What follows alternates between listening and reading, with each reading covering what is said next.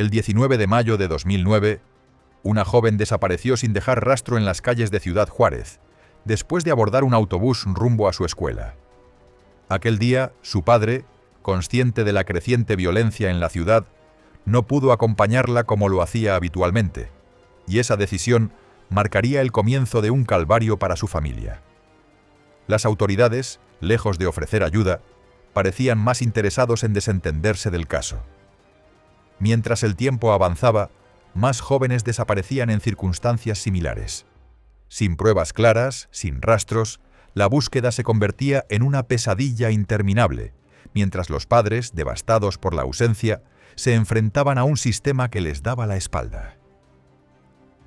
Antes de empezar con el vídeo, queremos contarte que en este canal tenemos un podcast llamado Historias Criminales, donde analizamos casos reales, crímenes que marcaron época y las historias más oscuras del True Crime.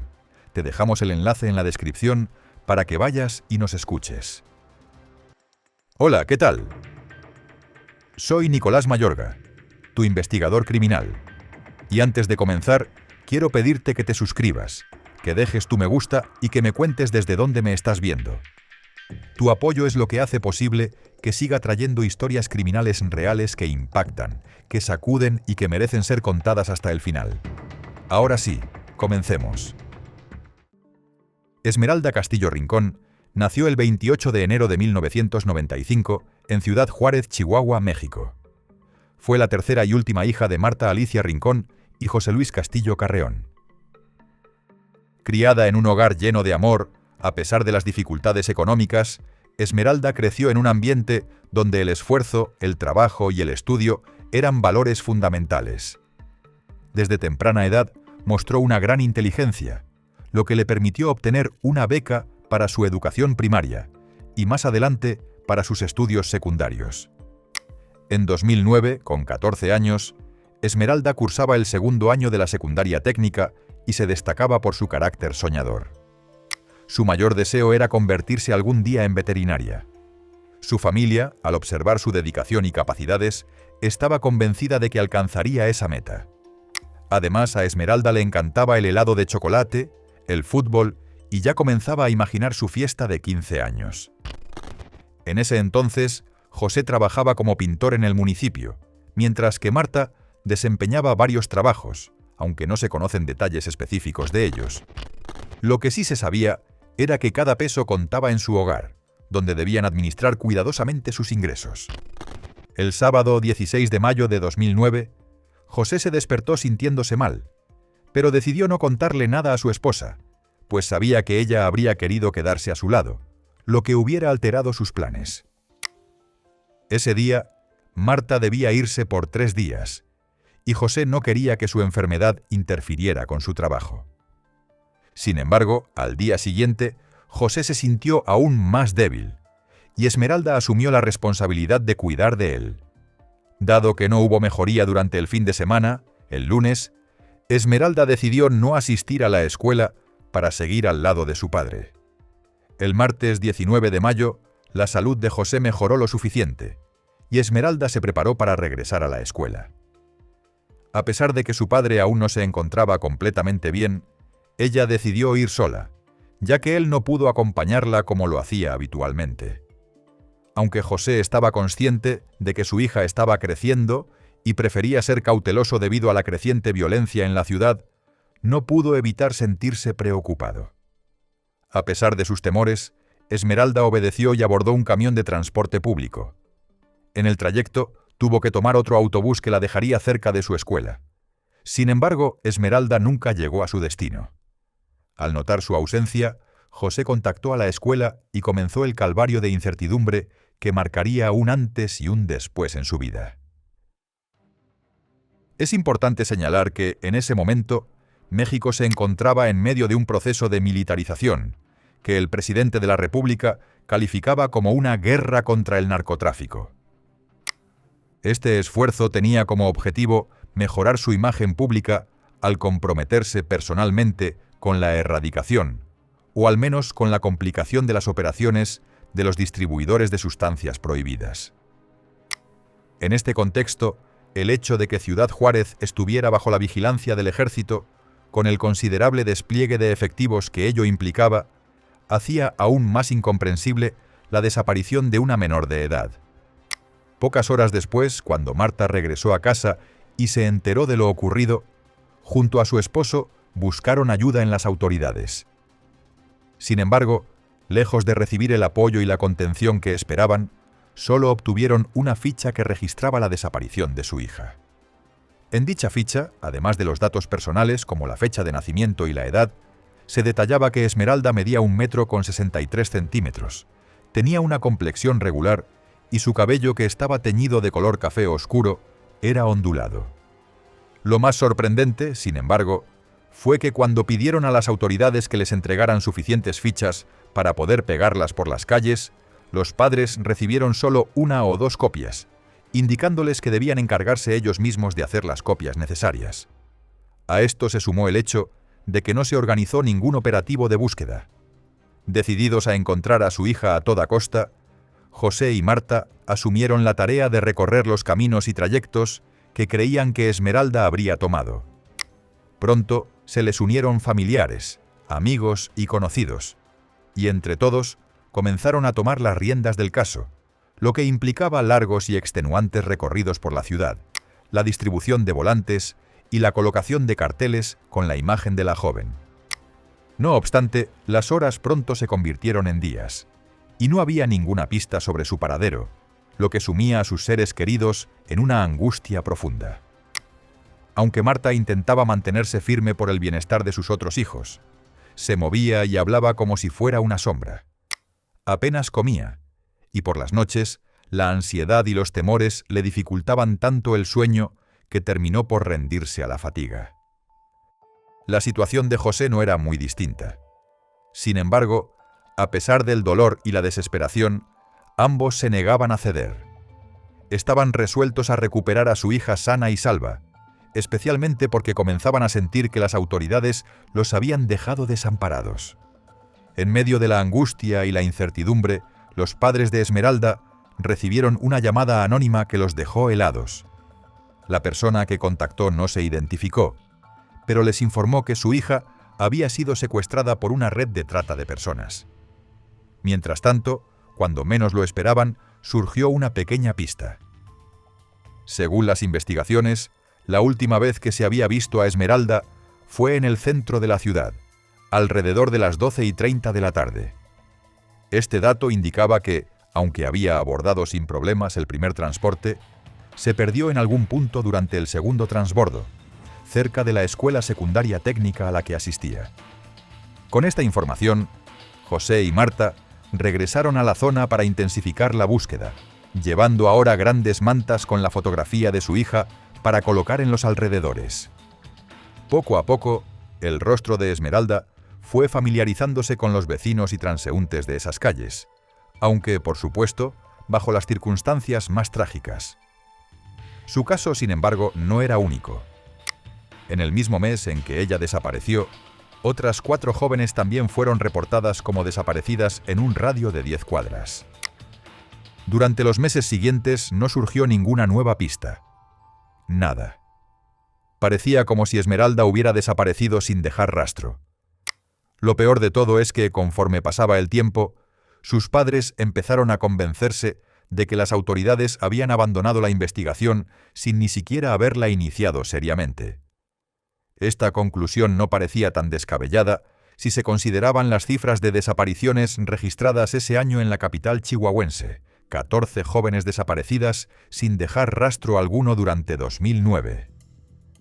Al cumplirse el primer aniversario de la desaparición de Esmeralda, y ante la falta de respuestas por parte de la Unidad Especial de Investigación de Personas Ausentes, Extraviadas y Desaparecidas de la Procuraduría General de Justicia de Chihuahua, José y Marta decidieron movilizarse en protesta hacia la Fiscalía. Llamaron a su actividad Brigada contra el Olvido. Durante su recorrido, pegaron hojas en postes, paredes y otras estructuras, donde, junto a la fotografía de su hija, se podía leer que la menor aún seguía desaparecida. En 2011, una persona se presentó ante la Fiscalía y declaró que Esmeralda había sido trasladada a Ciudad de México, específicamente a un lugar conocido como La Merced. Al enterarse de esta información, la familia se alarmó, ya que este sitio era conocido por la actividad relacionada con la explotación sexual. Ante esta revelación, José y Marta solicitaron a las autoridades de Chihuahua que se desplazaran a la Ciudad de México para investigar y rastrear esa pista. Sin embargo, se encontraron nuevamente con la indiferencia de las autoridades, quienes, según lo que ellos mismos han afirmado, no realizaron ninguna acción o diligencia al respecto. A partir de entonces, los padres de Esmeralda empezaron a organizar una agenda de trabajo que incluyó denunciar la desaparición de su hija en medios nacionales. Su objetivo era que el caso no quedara limitado a Ciudad Juárez, sino que trascendiera las fronteras, ya que, según ellos, quienquiera que la hubiera secuestrado podía tenerla en cualquier parte del país. A finales de 2011, José y Marta denunciaron públicamente las irregularidades que consideraban habían ocurrido en el manejo del caso por parte de las autoridades. La falta de activación del protocolo ALBA, la lentitud del Ministerio Público y las supuestas imprecisiones de la Fiscalía local en los expedientes. La prolongada búsqueda de su hija terminó por costarle a José su empleo. No obstante, cuando tuvo que elegir, como cualquier padre en su situación, decidió que nada era tan urgente o importante como luchar por encontrar a sus hijos. Así, junto con su esposa, se las ingeniaron para sobrevivir vendiendo hamburguesas. Instalaron un pequeño puesto en la Plaza de Armas, el principal espacio público de Chihuahua, donde también vendían refrescos y paletas de chocolate. Sin embargo, casi al mismo tiempo que enfrentaban este doloroso proceso, José recibió un diagnóstico médico que nadie esperaba: cáncer. A pesar de su grave estado de salud, no permitió que esto detuviera su incansable lucha por encontrar a su hija. En 2012, decidió viajar a la Ciudad de México junto a Marta para investigar más sobre el caso. Para financiar el viaje y la investigación, continuaron con la venta de comida. En la Ciudad de México, el matrimonio recorrió las zonas de Tepito, El Centro y La Merced, áreas mencionadas por el último informante. Además, tras recibir la información de que la joven estaba viviendo con otra persona, las autoridades de Chihuahua solicitaron la intervención de la Fiscalía Especial para los delitos de violencia contra las mujeres y trata de personas en la capital del país. A pesar de las limitaciones que enfrentaron durante su tiempo lejos de su hogar, principalmente en cuanto a alimentos, José nunca se quejó. Su alma, devastada por el dolor, se negaba incluso a perder el buen ánimo. Antes de seguir, una pausa rápida. Si este tipo de historias te interesa, suscríbete y deja tu me gusta. De esta forma me ayudas mucho a poder seguir trayéndote más casos como este.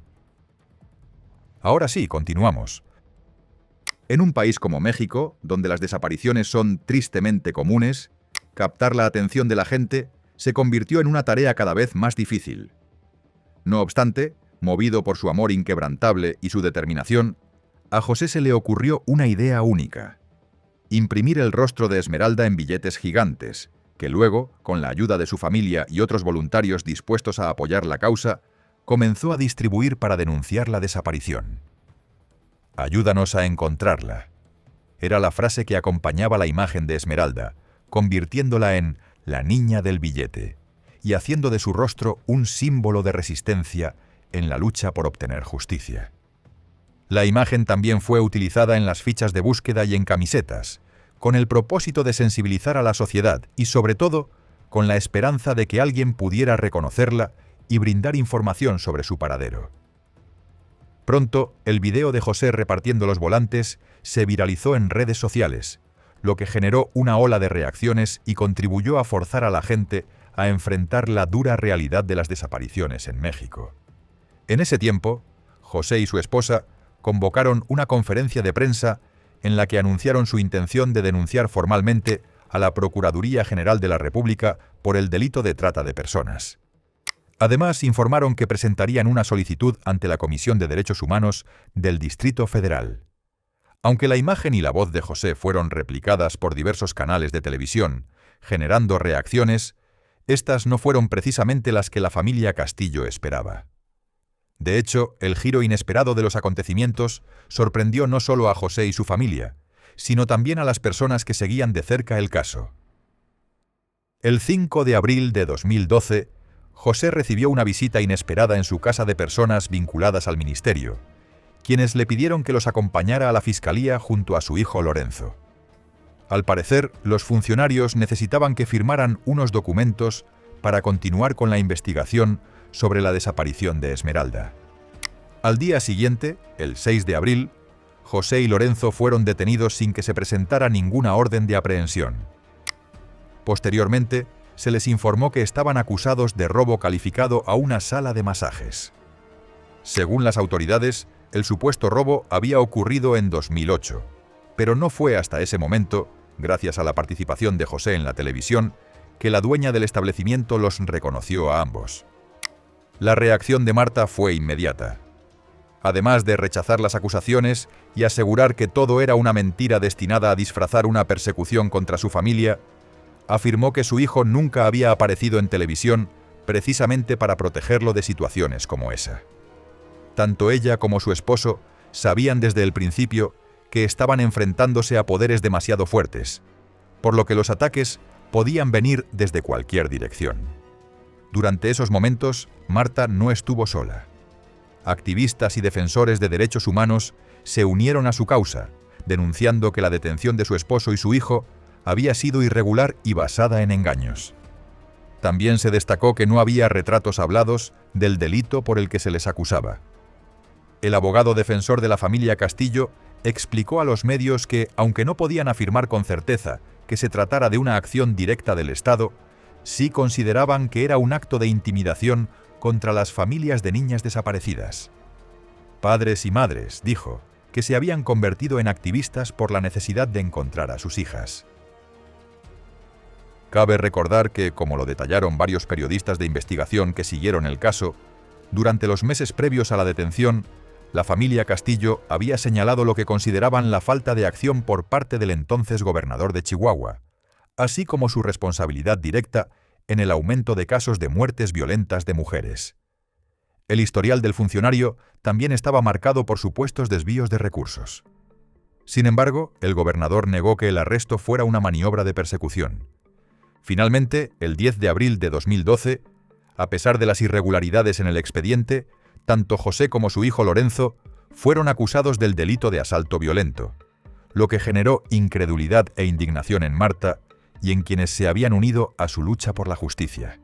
En enero de 2013, casi 9 meses después, José y Lorenzo fueron liberados, y en cuanto tuvo la oportunidad, el padre de Esmeralda declaró que todo lo ocurrido había sido una maniobra para distraerlo y evitar que continuara con sus protestas en busca de su hija, además de ocultar la profunda desidia mostrada por las autoridades.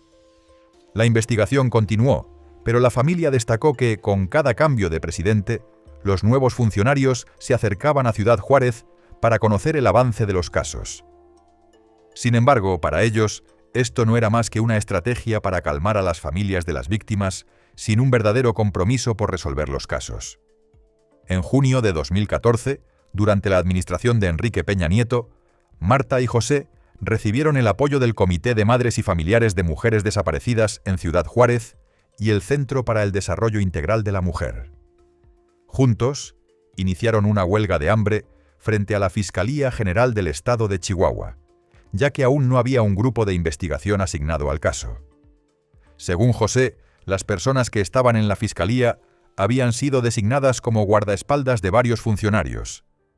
Para 2015, la Fiscalía aún no había presentado avances en la investigación, y una vez más, la negligencia fue acompañada de represión. El 14 de enero, José se unió a las protestas por justicia en el caso Ayotzinapa y por los feminicidios. Cabe recordar que el caso Ayotzinapa se refiere a la desaparición forzada en septiembre de 2014 de 43 estudiantes de la Escuela Normal Rural Raúl Isidro Burgos de Ayotzinapa, en Guerrero, a manos de fuerzas de seguridad mexicanas. Durante las protestas, la policía antimotines lo arrastró por el pavimento. El 16 de enero, 2 días después de que la Fiscalía le informara a su esposa que no había novedades sobre el caso de Esmeralda, las autoridades le dijeron a la familia Castillo que habían encontrado la tibia del pie izquierdo de la joven. Supuestamente, el hueso fue hallado el 3 de marzo de 2013, cerca de un arroyo en Ciudad Juárez, aún bajo la administración del gobernador que ellos habían denunciado. Desconfiados, Marta y José pidieron detalles sobre los estudios realizados por los peritos de la Fiscalía Estatal de la Mujer. Aseguraron que, hasta no contar con pruebas concretas de la muerte de Esmeralda, seguirían buscando. En sus palabras, no se encontraban en una etapa de negación, sino que creían que la Fiscalía debía explicar en qué se basaban para hacer tal afirmación. Como respuesta, las autoridades les dijeron que para poder entregarles el resto óseo, primero debían firmar un documento que confirmaba la muerte de Esmeralda. Ya nos dijeron que les firmáramos, donde dábamos a Esmeralda por muerta. A lo cual les preguntamos que nos dieran causa de muerte y pues ya les firmábamos. Dijeron que no, que con ese resto no nos podían dar causa de muerte porque no es una parte vital del cuerpo. Además, este paso era necesario para obtener información sobre la carpeta de investigación y la búsqueda de la joven. Al final, José y Marta decidieron no firmar, y cuando intentaron analizar el ADN de las pruebas, el Estado les negó el uso del laboratorio. A lo largo de esos años, José se convirtió en una figura prominente en las marchas feministas del 8 de marzo en la Ciudad de México, donde participaba llevando un cartel con la imagen de su hija y la leyenda: "No me olviden, falto yo". Desde 2015, la familia también tomó la costumbre de organizar una carrera pedestre anual en protesta por la desaparición de Esmeralda. Estas iniciativas se mantenían gracias al inmenso amor de unos padres que se negaban a rendirse, apoyados por el arduo trabajo de vender comida para sobrevivir. Después de una intensa presión, la familia logró que el expediente de Esmeralda volviera a su estatus de búsqueda. Pero aún así mandaron el expediente a feminicidios. Tardamos más de un año para que el expediente volviera a búsqueda, que las autoridades no han hecho totalmente nada. Y fue una lucha tremenda para hacer que el Ministerio Público, que había dicho que Esmeralda ya estaba muerta, se desdijera y volviera el expediente a búsqueda. Sin embargo, no hubo avances en la investigación, y en 2022, al solicitar información sobre su hija, la fiscal especializada en delitos contra la mujer les pidió que aceptaran que la joven había perdido la vida. Todo esto, una vez más, sin pruebas o avances que respaldaran tal afirmación, como denunciaron José y el Grupo de Acción por los Derechos Humanos y la Justicia Social. Además de exigir una disculpa pública a la funcionaria, la familia organizó una nueva protesta en el lugar donde Esmeralda desapareció. El propósito de la protesta era recordarla y, al mismo tiempo, instar a la Fiscalía a no detener la investigación. Como parte de esta iniciativa, colocaron pendones por toda la ciudad con el rostro de Esmeralda, pero con la apariencia que se estimaba que tendría en la actualidad. En diciembre de 2023, a 14 años de su desaparición, José denunció en varios medios de comunicación que su hija había sido eliminada de la lista de personas desaparecidas en México tras el censo realizado por el gobierno federal. Al no figurar en la lista, se entendía que ya no había ninguna autoridad buscándola. Desde el lugar donde fue vista por última vez, José aún cargaba con la culpa de no haber podido acompañar a su hija aquel día fatídico, como si el tiempo jamás pudiera aliviar ese sentimiento de no haberla protegido como ella merecía. Según lo relató José, la secretaria de Gobernación le explicó que Esmeralda había sido ubicada pero no localizada. Sin embargo, durante la pandemia del COVID-19, en los registros de vacunación, apareció el nombre de su hija. Días después, el 31 de enero de 2024, José concedió una nueva entrevista, esta vez para una emisora de radio, donde compartió que las autoridades competentes nunca le dieron una explicación sobre la exclusión de su hija en el padrón. Al contrario, según detalló, la dependencia demostró su irresponsabilidad al no aplicar la metodología establecida en la legislación sobre desapariciones. En esa entrevista, José también mencionó que se estaba condicionando su derecho al acceso a la justicia. A lo largo de todos estos años, cada vez que la familia Castillo ha preguntado a las autoridades si tenían algún indicio de que Esmeralda había fallecido, las respuestas se han limitado a afirmar que no, que simplemente es una cuestión de lógica. Según José, solo Dios sabe cómo él y su familia han logrado sobrevivir a la ausencia de Esmeralda, a esa certeza de que su hija falta en la mesa y en su hogar. En resumen, a un calvario que, lamentablemente, parece interminable. José ha reconocido que no se trata de negar la posibilidad de que su hija haya perdido la vida, algo que, como él mismo ha dicho, es ciertamente posible. Sin embargo, si ese fuera el caso, las autoridades tendrían que proporcionarles pruebas concretas. Mientras tanto, la incansable búsqueda de José lo ha convertido en activista, capacitándose en derechos humanos y derecho penal. Además, imparte pláticas sobre estos temas, sigue participando en las marchas feministas, forma parte de diversas organizaciones civiles y ha contribuido en la localización de una decena de mujeres. Todas estas actividades, que ha realizado y continúa realizando con gran valentía, siguen teniendo un sabor amargo mientras no obtenga respuestas sobre el paradero de su querida hija Esmeralda. Después de casi 16 años de la desaparición de Esmeralda, la familia sigue atrapada en una realidad desgarradora donde la búsqueda no cesa, pero las respuestas se escurren entre las manos de quienes claman justicia. La indiferencia de las autoridades, que parecen verlos como sombras en un país marcado por la tragedia de las desapariciones, deja a esta familia en un limbo de esperanza rota. A pesar de todo, el dolor de un padre que no sabe si su hija está viva o muerta se ha convertido en una carga que arrastra cada día. Mientras el tiempo sigue su curso y las autoridades callan, la ausencia de Esmeralda se convierte en una herida profunda, un vacío que nunca se llenará, un recuerdo que se mantiene vivo en la lucha por obtener respuestas, sin importar cuán doloroso sea el camino. Gracias por acompañarme en este caso. Si quieres seguir conociendo más historias criminales de la vida real, suscríbete, déjame un me gusta y cuéntame desde dónde me estás viendo. Me encanta leerte y saber hasta dónde viajan estas historias. Nos vemos en el próximo caso.